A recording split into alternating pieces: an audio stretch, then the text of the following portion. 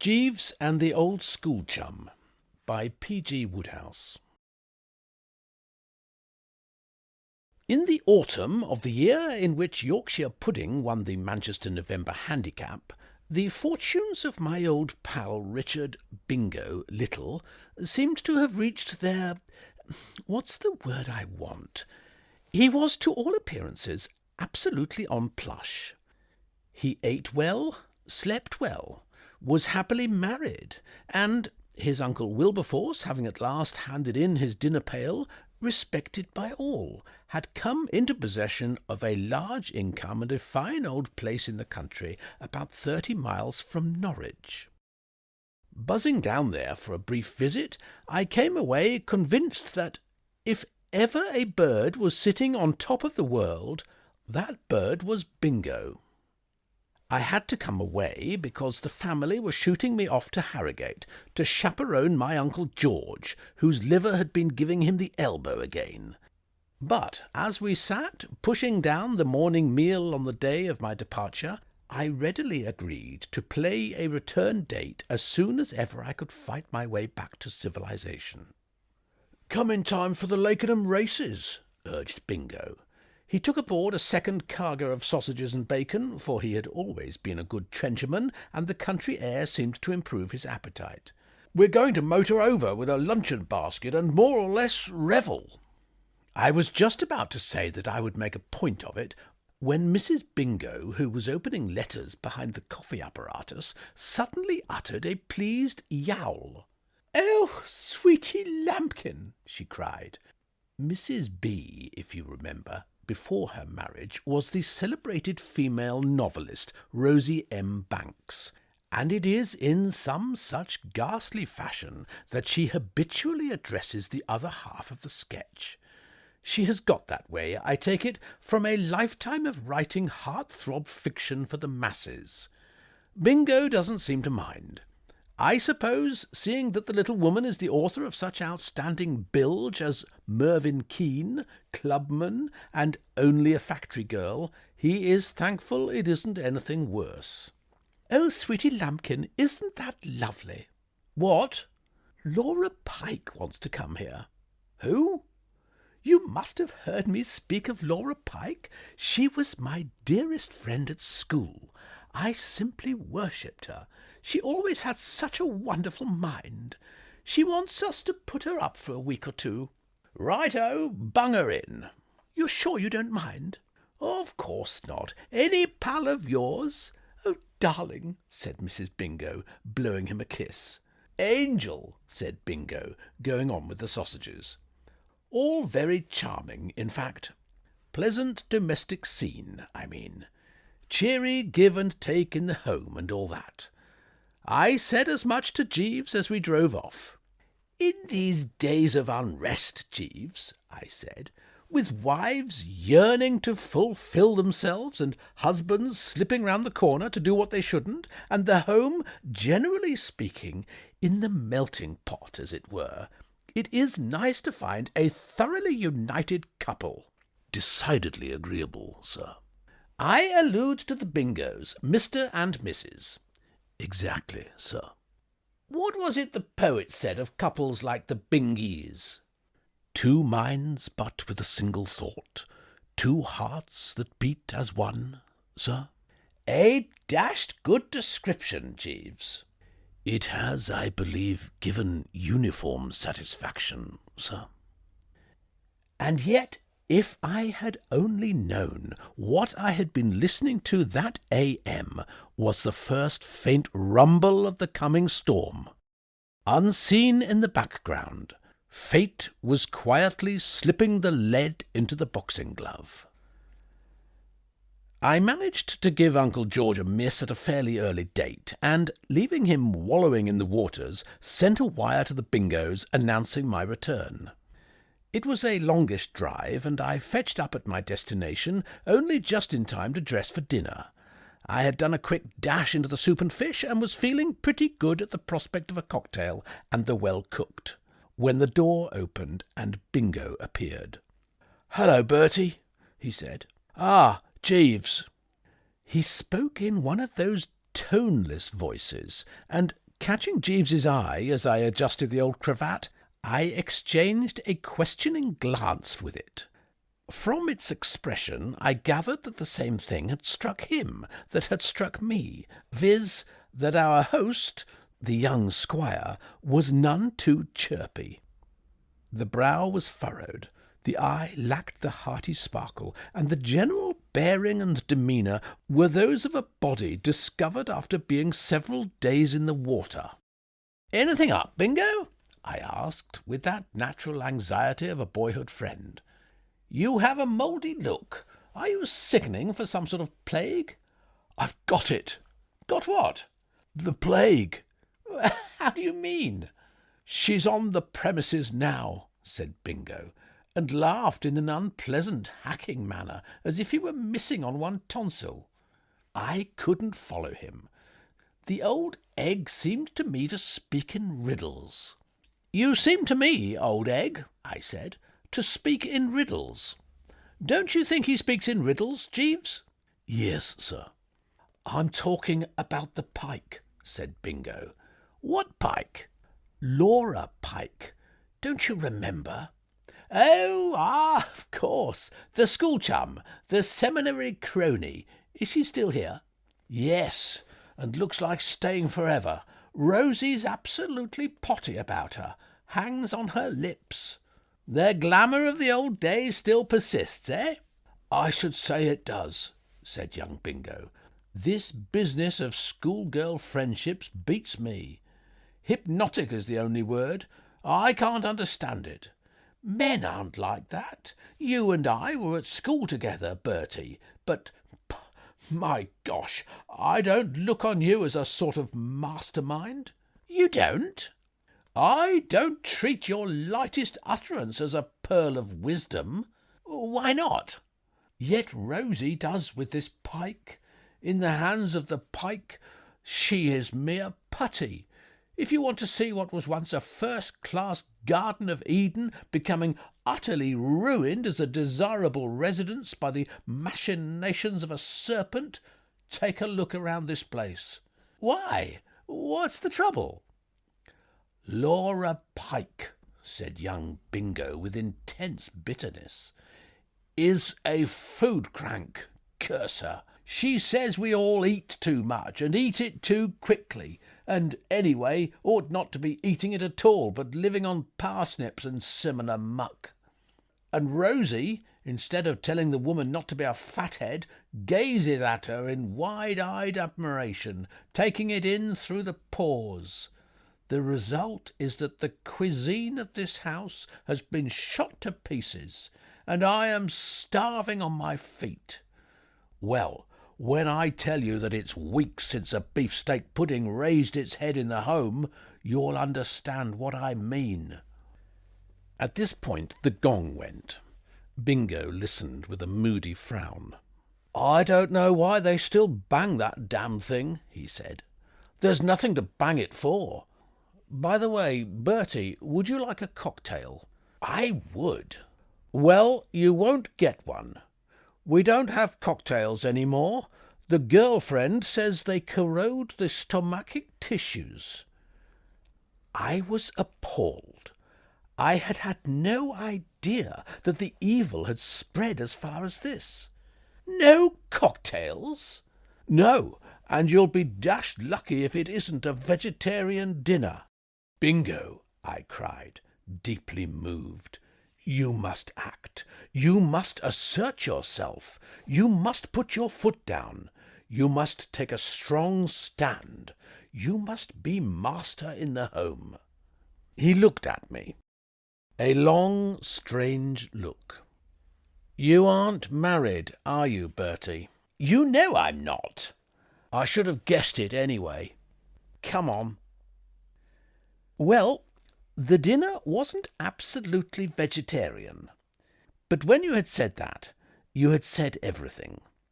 It was sparse, meagre, not at all the jolly, chunky repast for which the old Tum was standing up and clamouring after its long motor ride. And what there was of it was turned to ashes in the mouth by the conversation of Miss Laura Pike. In happier cirques, and if I had not been informed in advance of the warped nature of her soul, I might have been favourably impressed by this female at the moment of our meeting. She was really rather a good-looking girl, a bit strong in the face, but nevertheless quite reasonably attractive. But had she been a thing of radiant beauty, she could never have clicked with Bertram Wooster. Her conversation was of a kind which would have queered Helen of Troy with any right-thinking man. During dinner she talked all the time, and it did not take me long to see why the iron had entered Bingo's soul. Practically all she said was about food, and Bingo's tendency to shovel it down in excessive quantities, and thereby handing the lemon to his stomachic tissues. She didn't seem particularly interested in my stomachic tissues, rather giving the impression that if Bertram burst, it would be all right with her.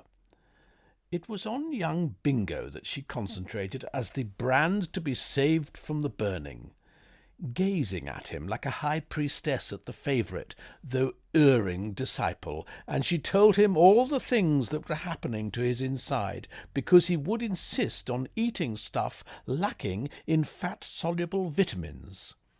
She spoke freely of proteins, carbohydrates, and the physiological requirements of the average individual. She was not a girl who believed in mincing her words, and a racy little anecdote she told about a man who refused to eat prunes had the effect of causing me to be a non-starter for the last 2 courses. "Jeeves," I said on reaching the sleeping-chamber that night, "I don't like the look of things." "No, sir?" "No, Jeeves, I do not. I view the situation with concern. Things are worse than I thought they were. Mr. Little's remarks before dinner may have given you the impression that the Pike merely lectured on food reform in a general sort of way. Such, I now find, is not the case. By way of illustrating her theme, she points to Mr. Little as the awful example. She criticises him, Jeeves." "Indeed, sir?" "Yes, openly. Keeps telling him that he eats too much, drinks too much, and gobbles his food. I wish you could have heard a comparison she drew between him and the late Mr. Gladstone, considering them in the capacity of food chewers. It left young Bingo very much with the short end of the stick. And the sinister thing is that Mrs. Bingo approves. Are wives often like that? Welcoming criticism of the lord and master, I mean." "They are generally open to suggestions from the outside public with regard to the improvement of their husbands, sir." "That is why married men are one, what?" "Yes, sir." I had had the foresight to send the man downstairs for a plate of biscuits. I bit a representative specimen thoughtfully. "Do you know what I think, Jeeves?" "No, sir." "I think Mr. Little doesn't realise the full extent of the peril which threatens his domestic happiness. I'm beginning to understand this business of matrimony. I'm beginning to see how the thing works. Would you care to hear how I figure it out, Jeeves?" "Extremely, sir." "Well, it's like this. Take a couple of birds. These birds get married, and for a while all is gas and gaiters. The female regards her mate as about the best thing that ever came a girl's way. He is her king, if you know what I mean. She looks up to him and respects him. Joy, as you might say, reigns supreme, eh?" "Very true, sir." Then, gradually, by degrees, little by little, if I may use the expression, disillusionment sets in. She sees him eating a poached egg, and the glamour starts to fade. She watches him mangling a chop, and it continues to fade, and so on, if you follow me, and so forth." "I follow you perfectly, sir." "But mark this, Jeeves. This is the point. Here we approach the nub. Usually it is all right, because, as I say, the disillusionment comes gradually, and the female has time to adjust herself. But in the case of young Bingo, owing to the indecent outspokenness of the Pike, it's coming in a rush. Absolutely in a flash, without any previous preparation. Mrs. Bingo is having Bingo presented to her as a sort of human boa constrictor, full of unpleasantly jumbled interior organs. The picture which the Pike is building up for her in her mind is that of one of those men you see in restaurants, with 3 chins, bulging eyes, and the veins starting out on the forehead. A little more of this, and love must wither. You think so, sir? I'm sure of it. No affection can stand the strain. Twice during dinner tonight the Pike said things about young Bingo's intestinal canal which I shouldn't have thought would have been possible in mixed company, even in this lax post-war era. Well, you see what I mean. You can't go on knocking a man's intestinal canal indefinitely without causing his wife to stop and ponder. The danger, as I see it, is that after a bit more of this, Mrs. Little will decide that tinkering is no use, and that the only thing to do is to scrap Bingo and get a newer model. Most disturbing, sir. Something must be done, Jeeves. You must act. Unless you can find some way of getting this Pike out of the woodwork, and that right speedily, the Holmes number is up. You see, what makes matters worse is that Mrs. Bingo is romantic. Women like her, who consider the day ill spent if they have not churned out 5,000 words of superfatted fiction, are apt, even at the best of times, to yearn a trifle. The ink gets into their heads. I mean to say, I shouldn't wonder if right from the start Mrs. Bingo hadn't had a sort of sneaking regret that Bingo isn't one of those strong, curt, empire-building kind of Englishmen she puts into her books, with sad, unfathomable eyes, lean, sensitive hands, and riding boots. You see what I mean? Precisely, sir. You imply that Mrs. Pike's criticisms will have been instrumental in moving the hitherto unformulated dissatisfaction from the subconscious to the conscious mind. Once again, Jeeves? I said, trying to grab it as it came off the bat, but missing it by several yards. He repeated the dose. Well, I dare say you're right, I said. Anyway, the point is, PMG. Pike must go. How do you propose to set about it? I fear I have nothing to suggest at the moment, sir. Oh, come, Jeeves. I fear not, sir. Possibly after I've seen the lady. You mean you want to study the psychology of the individual and what not? Precisely, sir. Well, I don't know how you're going to do it. After all, I mean, you can hardly cluster round the dinner table and drink in the Pike's small talk. There is that difficulty, sir. Your best chance, it seems to me, will be when we go to the Lakenham races on Thursday. We shall feed out of a luncheon basket in God's air, and there's nothing to stop you hanging about and passing the sandwiches. Prick the ears and be at your most observant, then, is my advice. Very good, sir. Very good, Jeeves. Be there, then, with the eyes popping, and meanwhile dash downstairs and see if you can dig up another instalment of those biscuits. I need them sorely. The morning of the Lakenham races dawned bright and juicy. A casual observer would have said that God was in his heaven, and all right with the world. It was one of those days you sometimes get latish in the autumn, when the sun beams, the birds toot, and there is a bracing tang in the air that sends the blood beetling briskly through the veins. Personally, however, I wasn't any too keen on the bracing tang. It made me feel so exceptionally fit that almost immediately after breakfast I found myself beginning to wonder what there would be for lunch. and the thought of what there probably would be for lunch if the Pike's influence made itself felt lowered my spirits considerably.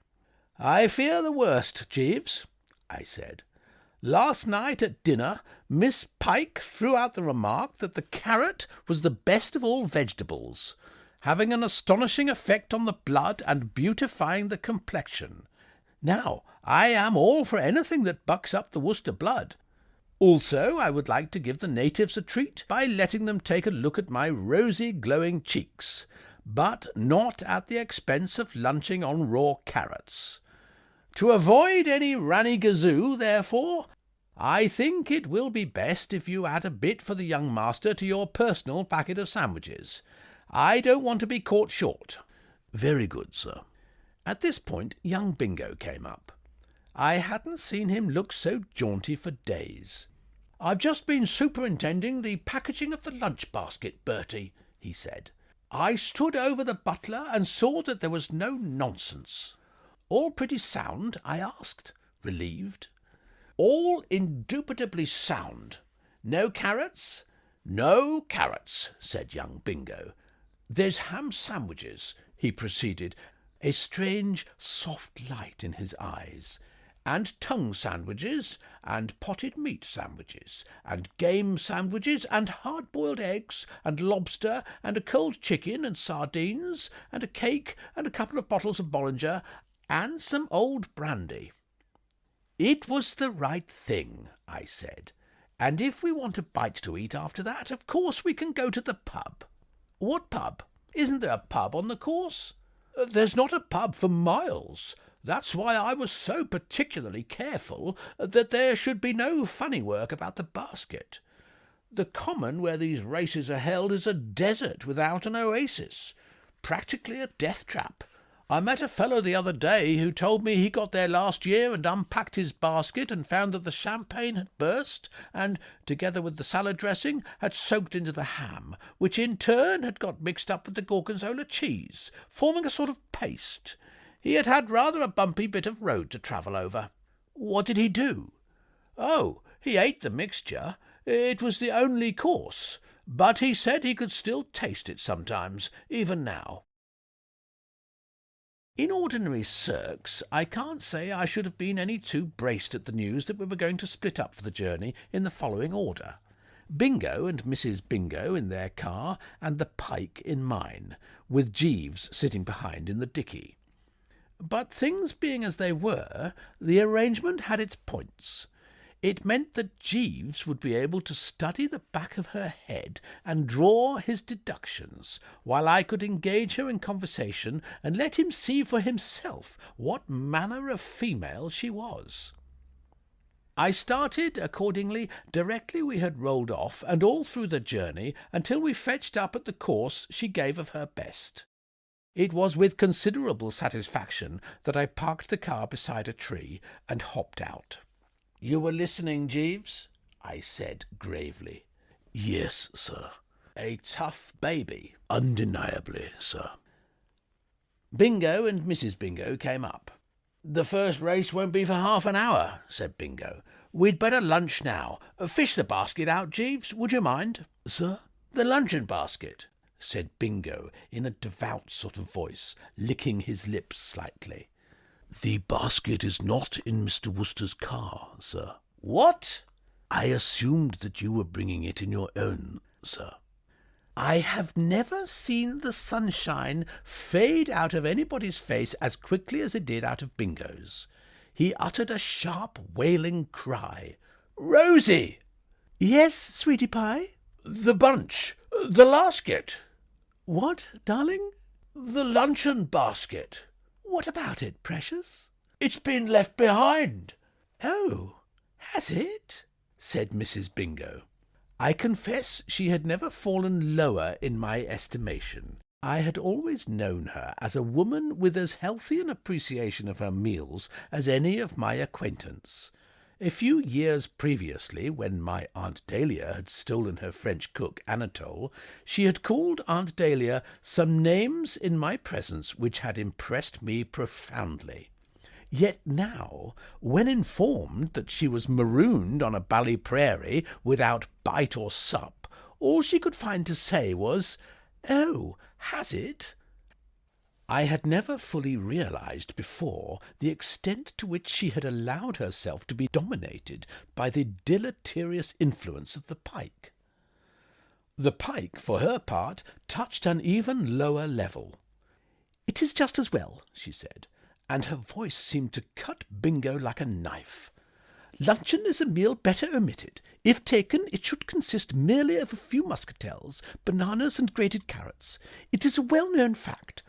And she went on to speak at some length of the gastric juices in a vein far from suited to any gathering at which gentlemen were present.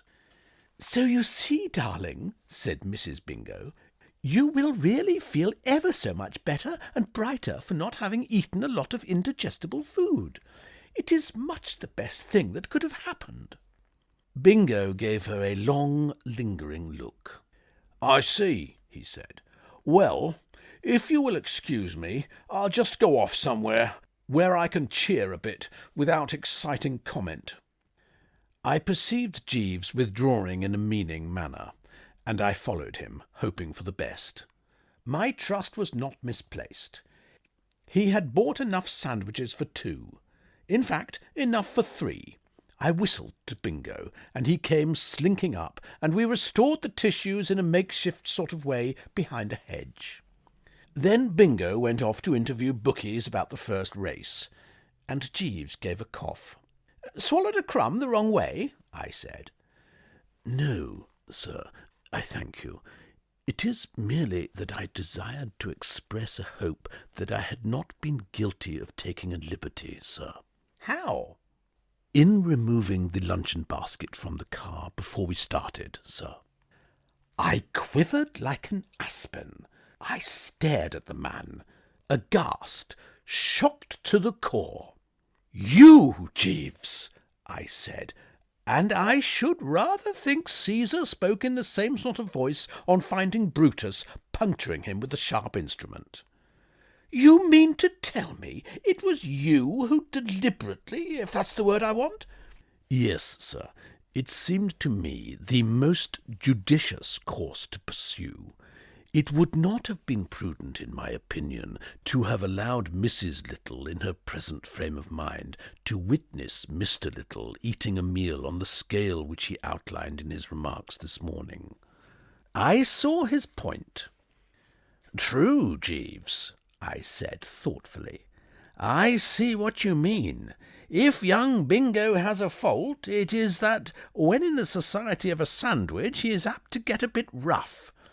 I've picnicked with him before many a time and oft, and his method of approach to the ordinary tongue or ham sandwich rather resembles that of the lion, the king of beasts, tucking into an antelope.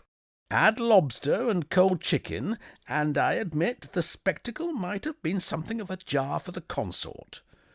Still, all the same, nevertheless—" "And there is another aspect of the matter, sir."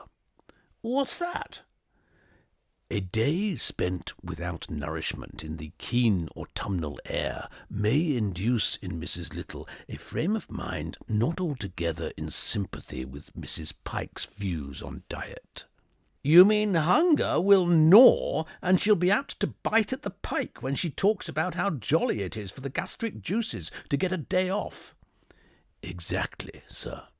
I shook the head. I hated to damp the man's pretty enthusiasm, but it had to be done. "Abandon the idea, Jeeves," I said. "I fear you have not studied the sex as I have. Missing her lunch means little or nothing to the female of the species. The feminine attitude towards lunch is notoriously airy and casual. Where you have made your bloomer is in confusing lunch with tea. Hell, it is well known, has no fury like a woman who wants her tea and can't get it. At such times the most amiable of the sex become mere bombs which a spark may ignite. But lunch, Jeeves, no.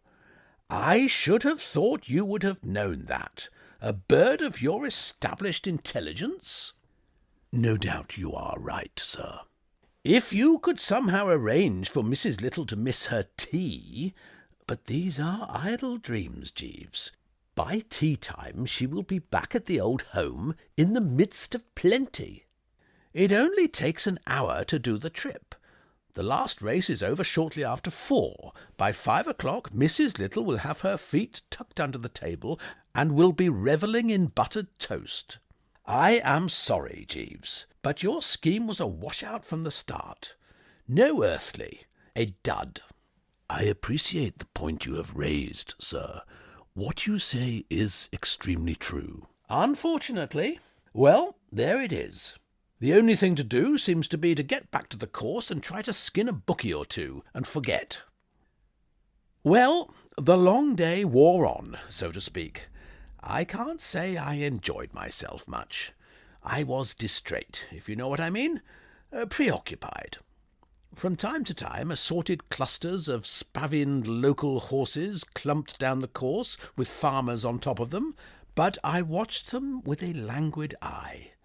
To get into the spirit of one of these rural meetings, it is essential that the subject have a good fat lunch inside him. Subtract the lunch, and what ensues? Ennui. Not once, but many times during the afternoon I found myself thinking hard thoughts about Jeeves. The man seemed to be losing his grip. A child could have told him that the footling scheme of his would not have got him anywhere. I mean to say, when you reflect that the average woman considers she has lunched luxuriously if she swallows a couple of macaroons, half a chocolate eclair, and a raspberry vinegar, is she going to be peevish because you do her out of a midday sandwich? Of course not. Perfectly ridiculous. Too silly for words. All that Jeeves had accomplished by his bally trying to be clever was to give me a feeling as if foxes were gnawing my vitals, and a strong desire for home. It was a relief, therefore, when, as the shades of evening were beginning to fall, Mrs. Bingo announced her intention of calling it a day and shifting. "Would you mind very much missing the last race, Mr. Wooster?" she asked. "I am all for it," I replied cordially. "The last race means little or nothing in my life. Besides, I am 1 shilling and 6pence ahead of the game, and the time to leave off is when you're winning. Laura and I thought we would go home. I feel I should like an early cup of tea. Bingo says he will stay on, so I thought you could drive our car, and he would follow later in yours with Jeeves." "Right-o. You know the way?" "Oh, yes. Main road as far as that turning by the pond, and then across country. I can direct you from there." I sent Jeeves to fetch the car, and presently we were bowling off in good shape. The short afternoon had turned into a rather chilly, misty sort of evening, the kind of evening that sends a fellow's thoughts straying off in the direction of hot Scotch and water with a spot of lemon in it. I put the foot firmly on the accelerator, and we did the 5 or 6 miles of main road in quick time. Turning eastward at the pond, I had to go a bit slower, for we had struck a wildish stretch of country where the going wasn't good. I don't know any part of England where you feel so off the map as on the by-roads of Norfolk. Occasionally we would meet a cow or two, but otherwise we had the world pretty much to ourselves. I began to think about that drink again, and the more I thought, the better it looked. It's rummy how people differ in this matter of selecting the beverage that is to touch the spot. It's what Jeeves would call the psychology of the individual. Some fellows in my position might have voted for a tankard of ale, and the Pike's idea of a refreshing snort was, as I knew from what she had told me on the journey out, a cupful of tepid pip and peel water, or, failing that, what she called the fruit liquor. You make this, apparently, by soaking raisins in cold water and adding the juice of a lemon, after which I suppose you invite a couple of old friends in and have an orgy, burying the bodies in the morning. Personally, I had no doubts. I never wavered.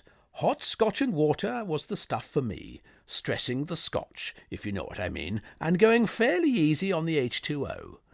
I seemed to see the beaker smiling at me across the misty fields, beckoning me on, as it were, and saying, "Courage, Bertram, it will not be long now." And with renewed energy I bunged the old foot down on the accelerator and tried to send the needle up to 60. Instead of which, if you follow my drift, the bally thing flickered for a moment to 35, and then gave the business up as a bad job. Quite suddenly and unexpectedly, no one more surprised than myself, the car let out a faint gurgle like a sick moose and stopped in its tracks. And there we were, somewhere in Norfolk, with darkness coming on and a cold wind that smelled of guano and dead mangled wurzels playing searchingly about the spinal column.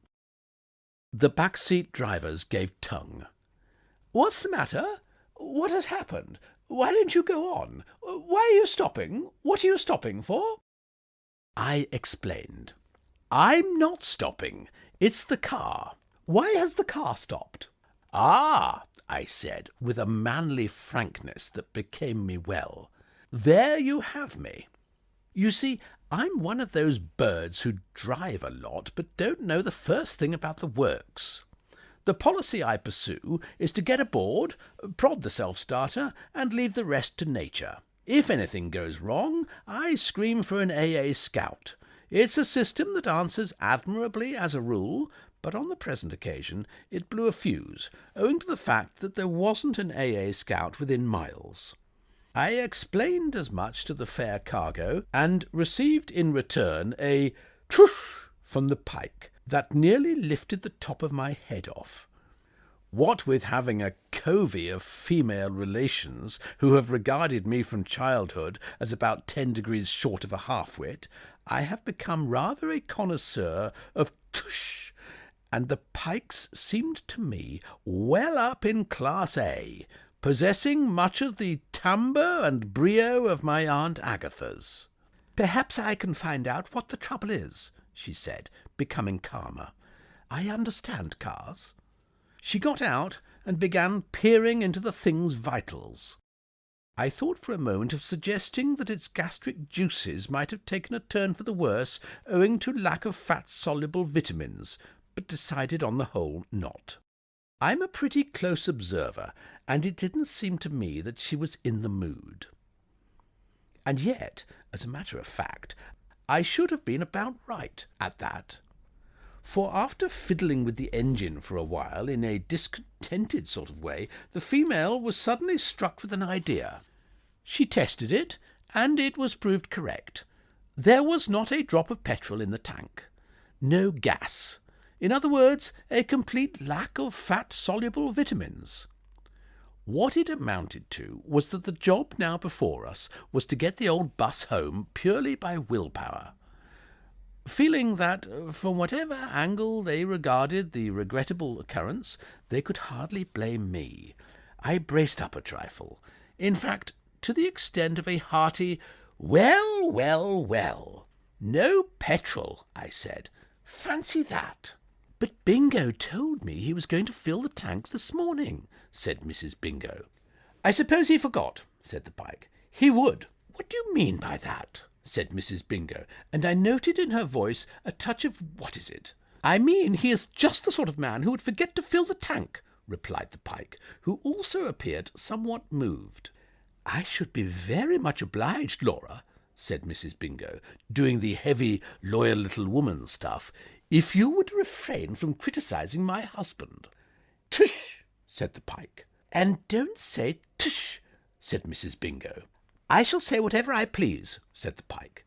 "Ladies, ladies," I said. "Ladies, ladies, ladies." It was rash, looking back. I can see that. One of the first lessons life teaches us is that on these occasions of back-chat between the delicately nurtured, a man should retire into the offing, curl up in a ball, and imitate the prudent tactics of the opossum, which, when danger is in the air, pretends to be dead, frequently going to the length of hanging out crape and instructing its friends to stand round and say what a pity it all is. The only result of my dash at the soothing intervention was that the pike turned on me like a wounded leopardess. "Well," she said, "aren't you proposing to do anything, Mr. Wooster?" "What can I do? There's a house over there. I should have thought it would have been well within even your powers to go and borrow a tin of petrol." I looked. There was a house, and one of the lower windows was lighted, indicating to the trained mind the presence of a ratepayer. "A very sound and brainy scheme," I said ingratiatingly. "I will first honk a little on the horn to show we're here, and then rapid action." I honked with the most gratifying results. Almost immediately a human form appeared in the window. It seemed to be waving its arms in a matey and welcoming sort of way. Stimulated and encouraged, I hastened to the front door and gave it a breezy bang with the knocker. Things, I felt, were moving. The first bang produced no result. I had just lifted the knocker for the encore when it was wrenched out of my hand. The door flew open, and there was a bloke with spectacles on his face, and all round the spectacles an expression of strained anguish. A bloke with a secret sorrow. I was sorry he had troubles, of course, but, having some of my own, I came right down to the agenda without delay. "I say," I began. The bloke's hair was standing up in a kind of tousled mass, and at this juncture, as if afraid it would not stay like that without assistance, he ran a hand through it, and for the first time I noted that the spectacles had a hostile gleam. "Was that you making that infernal noise?" he asked. Yes," I said. "I did toot." "Toot once more, just once," said the bloke, speaking in a low, strangled voice, "and I'll shred you up into little bits with my bare hands. My wife's gone out for the evening, and after hours of ceaseless toil, I've at last managed to get the baby to sleep, and you come along, making that hideous din with your damned horn. What do you mean by it, blast you?" "Well, that's how matters stand," said the bloke, summing up. "One more toot, just one single solitary suggestion of the faintest shadow or suspicion of anything remotely approaching a toot, and may the Lord have mercy on your soul." "What I want," I said, "is petrol." "What you'll get," said the bloke, "is a thick ear." And, closing the door with the delicate caution of one brushing flies off a sleeping Venus, he passed out of my life. Women as a sex are always apt to be a trifle down on the defeated warrior. Returning to the car, I was not well received. The impression seemed to be that Bertram had not acquitted himself in a fashion worthy of his crusading ancestors. I did my best to smooth matters over, but you know how it is. When you've broken down on a chilly autumn evening, miles from anywhere, and have missed lunch and look like missing tea as well, mere charm of manner can never be a really satisfactory substitute for a tinful of the juice. Things got so noticeably unpleasant, in fact, that after a while, mumbling something about getting help, I sidled off down the road. And, by Jove, I hadn't gone half a mile before I saw lights in the distance, and there, in the middle of this forsaken desert, was a car. I stood in the road and whooped as I had never whooped before. "Hi!" I shouted. "I say, hi! Half a minute! Hi! Ho! I say, ho! Hi! Just a second, if you don't mind." The car reached me and slowed up. A voice spoke. "Is that you, Bertie?" "Hello, Bingo! Is that you? I say, Bingo, we've broken down." Bingo hopped out. "Give us 5 minutes, Jeeves," he said, "and then drive slowly on." "Very good, sir." Bingo joined me. "We aren't going to walk, are we?" I asked. Where's the sense?" "Yes, walk, laddie," said Bingo, "and warily withal. I want to make sure of something. Bertie, how were things when you left? Hotting up? A trifle? You observed symptoms of a row, a quarrel, a parting of brass rags between Rosie and the Pike? There did seem a certain liveliness." "Tell me." I related what had occurred. He listened intently. "Bertie," he said as we walked along, "you are present at a crisis in your old friend's life. It may be that this vigil in a broken-down car will cause Rosie to see what you'd have thought she ought to have seen years ago, viz., that the Pike is entirely unfit for human consumption and must be cast into outer darkness, where there is wailing and gnashing of teeth. I am not betting on it, but stranger things have happened. Rosie is the sweetest girl in the world, but, like all women, she gets edgy towards tea-time, and to-day, having missed lunch— Hark!" He grabbed my arm, and we paused, tense, agog. From down the road came the sound of voices, and a mere instant was enough to tell us that it was Mrs. Bingo and the Pike talking things over. I had never listened in on a real, genuine female row before, and I'm bound to say it was pretty impressive. During my absence, matters appeared to have developed on rather a spacious scale. They had reached the stage now where the combatants had begun to dig into the past and rake up old scores. Mrs. Bingo was saying that the Pike would never have got into the hockey team at St. Adela's if she hadn't flattened and fawned upon the captain in a way that made Mrs. Bingo, even after all these years, sick to think of. The Pike replied that she had refrained from mentioning it until now, having always felt it better to let bygones be bygones, but that if Mrs. Bingo supposed her to be unaware that Mrs. Bingo had won the Scripture Prize by taking a list of the kings of Judah into the examination room, tucked into her middy blouse, Mrs. Bingo was vastly mistaken. Furthermore, the Pike proceeded, Mrs. Bingo was also labouring under an error if she imagined that the Pike proposed to remain a night longer under her roof. It had been in a moment of weakness, a moment of mistaken kindliness, supposing her to be lonely and in need of intellectual society, that the Pike had decided to pay her a visit at all. Her intention now was, if ever Providence sent them aid and enabled her to get out of this beastly car and back to her trunks, to pack those trunks and leave by the next train, even if that train was a milk train, stopping at every station. Indeed, rather than endure another night at Mrs. Bingo's, the Pike was quite willing to walk to London.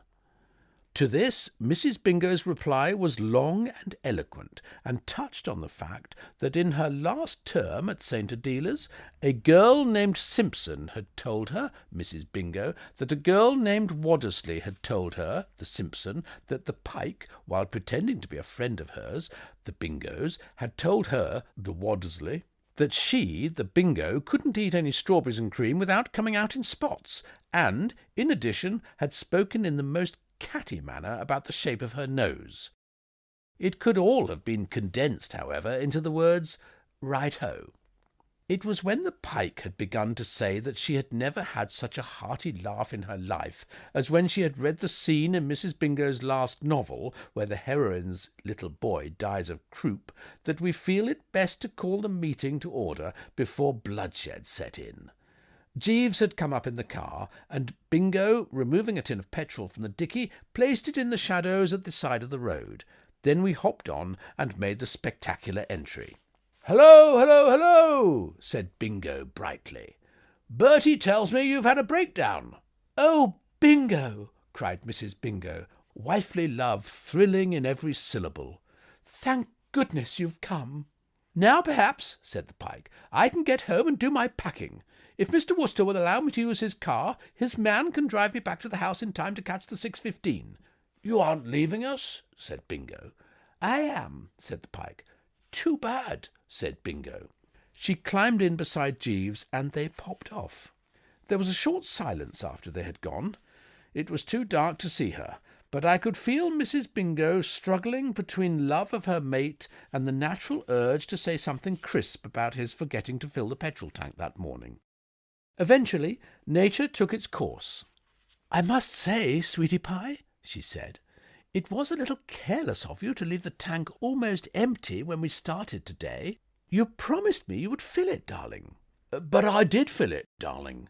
"But, darling, it's empty." "It can't be, darling." "Laura said it was." "The woman's an ass," said Bingo. "There's plenty of petrol. What's wrong is probably that the sprockets aren't running true with the differential gear. It happens that way sometimes. I'll fix it in a second. But I don't want you to sit freezing out here while I'm doing it. Why not go to that house over there and ask them if you can't come in and sit down for 10 minutes? They might give you a cup of tea, too."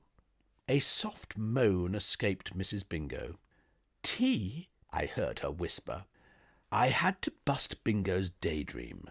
"I'm sorry, old man," I said, "but I fear the old English hospitality which you outline is off. That house is inhabited by a sort of bandit, as unfriendly a bird as I ever met. His wife's out and he's just got the baby to sleep, and this has darkened his outlook. Tap even lightly on his front door, and you take your life into your hands." "Nonsense," said Bingo. "Come along." He banged the knocker and produced an immediate reaction. "Hell," said the bandit, appearing as if out of a trap. "I say," said young Bingo, "I'm just fixing our car outside. Would you object to my wife coming in, out of the cold, for a few minutes?" "Yes," said the bandit, "I would." "And you might give her a cup of tea." "I might," said the bandit, "but I won't." "You won't?" "No, and for heaven's sake don't talk so loud. I know that baby. A whisper sometimes does it." "Let us get this straight," said Bingo. "You refuse to give my wife tea?" "Yes." "You would see a woman starve?" "Yes." "Well, you jolly well aren't going to," said young Bingo. "Unless you go straight into your kitchen, put the kettle on, and start slicing bread for the buttered toast, I'll yell and wake the baby." The bandit turned ashen. "You wouldn't do that." "I would." "Have you no heart?" "No." "No human feeling?" "No." The bandit turned to Mrs. Bingo. You could see his spirit was broken. "Do your shoes squeak?" he asked humbly. "No." "Then come on in." "Thank you," said Mrs. Bingo.